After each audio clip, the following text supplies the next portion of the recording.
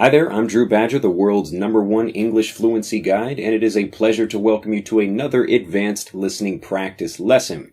It's a pleasure to see you again, and I'm really excited about this lesson because we'll be doing something a little bit different than we normally do, and I might not be speaking as quickly as I typically do in these lessons, but hopefully you enjoy the lesson anyway. Well, this lesson is actually a kind of a segue into a new kind of lesson. We'll see what happens with that.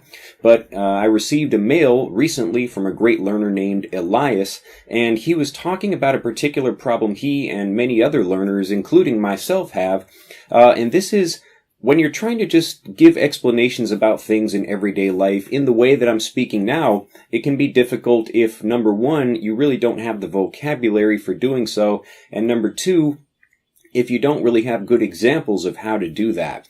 And when learning a language, this is a really interesting thing about the input you receive versus the output that you give. And this is why when you're just sitting by or just learning something by listening, this is why you're not going to be able to improve as much as if you're actually using the language. So lots of input is great, but you won't really get to that next level unless you actually give the output back. So unless you actually speak and especially practice with native English speakers. So it's kind of actually like when you're driving a car. If you think about how to get from one location to another one, if you're sitting in the passenger seat, you don't really think very clearly, or you don't really, I guess you aren't very mindful about how, you get from one area to another. But when you're the driver, you have to actually pay attention. So this is the difference between knowing which way to go and actually doing the driving to get there. So knowing which way to go is the listening part, and the driving to get there is the actual speech. Anyway, this is something I actually experience in my everyday life too, even when I'm speaking Japanese. Most of the time I'm just fine, but sometimes there'll be something where I want to express myself in a native and fluent way in Japanese, but maybe I don't know a particular vocabulary word, or maybe I just haven't had, the opportunity to hear how someone expresses something in Japanese. So, to answer Elias's question, when he was asking me about how can we think of a good series, he and I were mailing each other about what's a good way to think about doing this.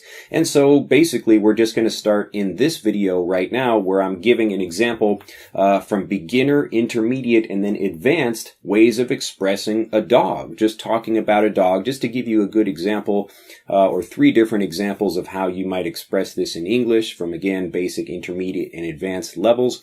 And then hopefully, if you enjoy that, maybe it will become a real series on YouTube, and it could potentially be something very helpful for a lot of people, but I'll let you be the judge of that. Anyway, so I'm going to kind of slide over a little bit, make a little bit of room for a couple of pictures of dogs in this video, so hopefully you enjoy that. So we'll begin with just looking at a picture of a dog. Let's get a picture of a dog up here. So this is a boxer, and to give a basic definition, if I'm a beginner, I would just maybe say a few sentences like, this is a boxer, so the type of dog that it is. This is a boxer. This is a dog. The dog has 4 legs. The dog likes to run.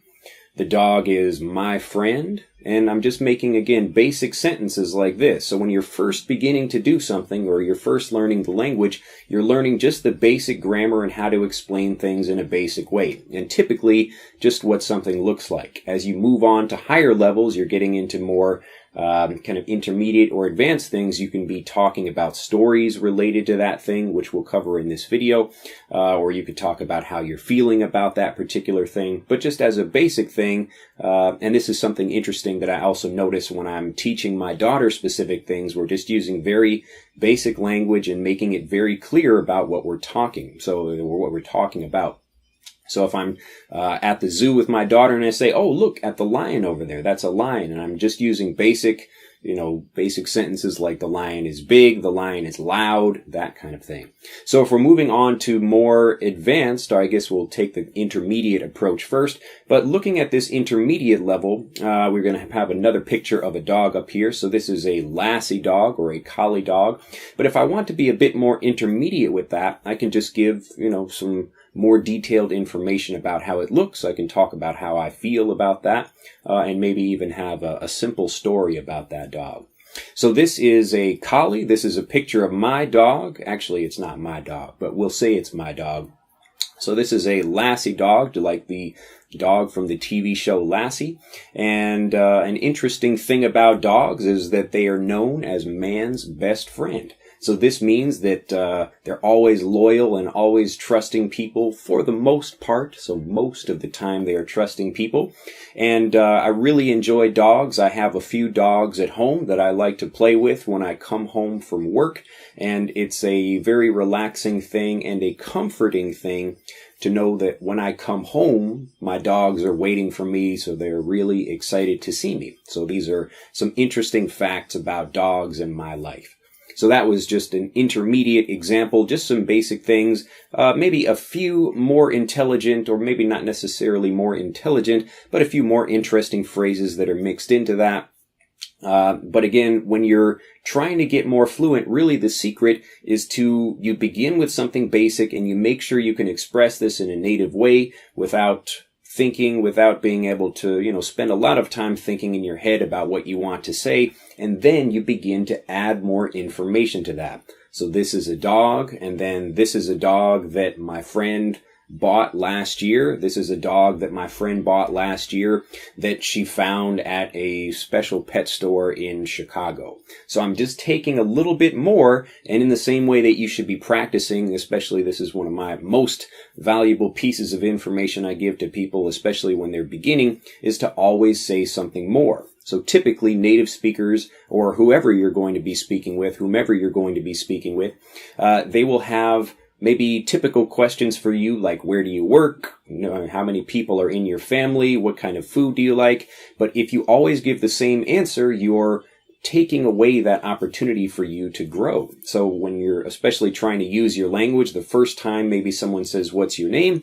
I say, "My name is Drew." And then I get used to doing that as I did in Japanese. So my name is Drew, and I would say this in Japanese. But then I would add something to that. My name is Drew and I'm from Chicago. So maybe it's not information they're specifically asking for, but the opportunity is there for me to actually express myself. So my name is Drew and I'm from Chicago and I like baseball. So I would go on from there. My name is Drew, I'm from Chicago and I like baseball. And last summer I was in a professional ice skating tournament or something like that. I wasn't. But anyway, the point is that you're always taking the opportunity, because you receive many of the same questions over and over again, to give different and more interesting answers. All right, so now let's move into the more advanced, the way a fluent person might speak about a dog. And so we'll put another great picture of a dog up here, and let's talk about it for a minute.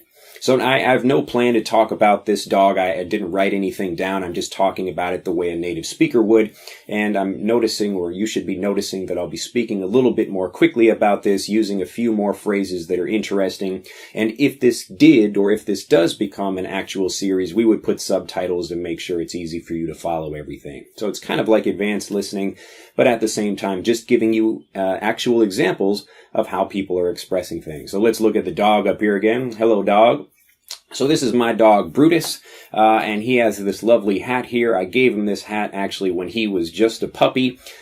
He was at the hat store with me, and we really enjoyed looking at hats together. I don't know why he likes hats so much, but he does like hats. And so we were looking at hats, and I was showing him a couple of different hats. I said, "Hey, Brutus, which hat do you like? Do you like the green one or the yellow one or the blue one?" He said, "Oh, give me that gray one." Well, actually, he didn't say that, but he kind of like sniffed at the gray one, and so I gave him the gray hat. And every night he goes to sleep with this hat on. Actually, he can't go to sleep if he doesn't have the hat on. I don't know why that is, but this is just Brutus. That's Brutus for you, and this is just a great phrase you can use when you're talking about, this is something people typically do, or something typically does. You can say, that's Jack for you, or that's Brutus for you, or that's Drew for you. So it just means, that's a typical thing that he would be doing. So since Brutus normally wears a hat when he sleeps, he actually doesn't wear a hat when he's walking around in the daytime. I don't know why that is. I think we tried that for a while, but the hat fell off of him and didn't really work out very well. So just a thing about dogs and why I like dogs. I think when I was younger, because I'm an only child, so I was the only child in my family, we didn't really have, I guess, not a lot of people to play with. So my parents got me a dog and they said, "Hey, here you go. Here's a friend for you to go play with." So I was excited to have a dog, and we would go out. That dog's name was Lucky. So Lucky and I would go out and play, and we would talk about interesting things, and, we would have, I guess, a lot of fun experiences. And so most of my life, Lucky passed away. He died when I was about 15 years old. But, when I was later in life, then I decided to get my own dog after I could finally have a place where I could have a dog. So that was my example. Again, none of that is true. I don't have a dog named Brutus. That's not my actual dog. But it would be kind of cool to have a dog that wears a hat all the time when he sleeps. So this is a more advanced way, or an advanced way of speaking like a fluent speaker, where you're just speaking fluently. And this just means that you're talking about things related to something or connected with something, or you're describing something in some way, but without worrying about exactly what the story is, and you're not really again, working with a particular script. So I could talk for a whole long time. I could talk for hours and hours about just a picture. So now we're going to look at that picture in a different way. So before I just gave a story about the life of that thing, but now I'm going to go into more detail talking about the physical characteristics of the dog in a native way. So in a beginner kind of way, we could look at the dog and say, well, a dog has 4 legs, a dog likes to smile, a dog, is very friendly, that kind of thing. But in a more native way, we can get more specific and granular. To be granular, this means to, just like grains of sand, we can get more and more specific about how we're explaining something. So looking at the dog above me, one interesting thing about dogs is that, some dogs have really, really fine hair. Some dogs have really thick hair. There are lots of different breeds of dogs, and breeds are the different kinds of dogs that are available. So all dogs are within the same family or the same species of animal, but we trade them, or I guess not trade them, but train them and then breed them so we can have particular characteristics. So Brutus, this dog right here that we're looking at, he's just a really kind of friendly dog, but he was raised as a bloodhound, so a hound that can smell things and track different foods and other things. So when we're out hunting, he can go out and find different things. And so Brutus has a really nice looking coat. The coat is another way of describing how the skin or the hair looks. So you can talk about an animal having a nice coat. So if you want to talk about your friend's dog, saying, wow, like that dog is a really nice looking dog, he has really nice hair, you can say, wow, that dog has a really nice coat, something like that. So anyway, just looking at this dog, it's got a really interesting, nice kind of smile. It looks like he's actually dreaming right now. He's probably got something interesting thinking about in his head. Maybe he's thinking about what kind of hat he'll wear tomorrow. I have no idea. But anyway, you can see how in a series like this that I would create, this would be something where we're looking at much more detail about things and how actually a native speaker would express something in a native way. So if you do have questions about this, or if you think this would be an interesting series, I'm going to post a comment below this video. So in the comments section, I will just say, would you like me to make a video series helping you describe just everyday things in English like this? And you can even give some comments within that comment or below that comment, replying to that comment if you're having specific kinds of phrases or kind of things that you'd like to describe. So really think about situations in your life in the same way I will be thinking about them from my own life, where in a situation where maybe I'm trying to speak Japanese and there's something I want to communicate, but I don't exactly know how.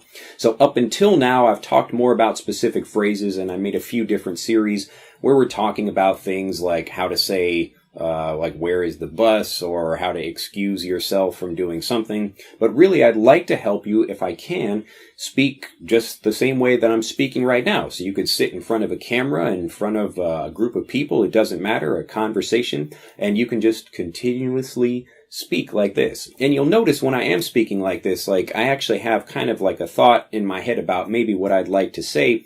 But again, I don't have a script for any of these videos. I'm just sitting and I'm having a conversation with you and trying to give you examples of how we would speak. So I do get comments from people saying, why don't you make these videos shorter? You talk a lot about whatever, but really just the The point of these is not for me to sit and talk for a long time, but it's to give you lots of different examples about how we would express things.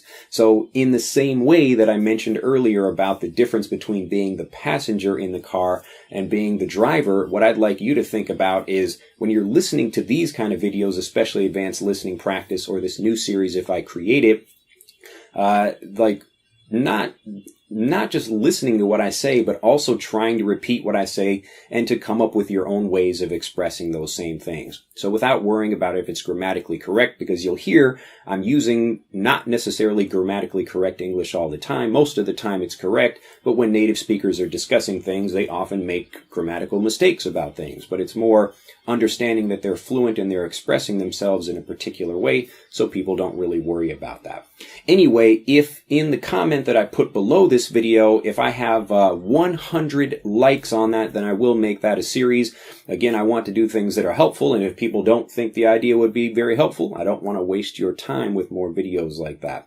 So anyway, if that comment that I place in the comment section below this video gets over 100 likes, so 100 likes or more, then I will make that series, and it should be pretty interesting. Hopefully you can continue to help Elias and I create that series, and we'll see if it happens.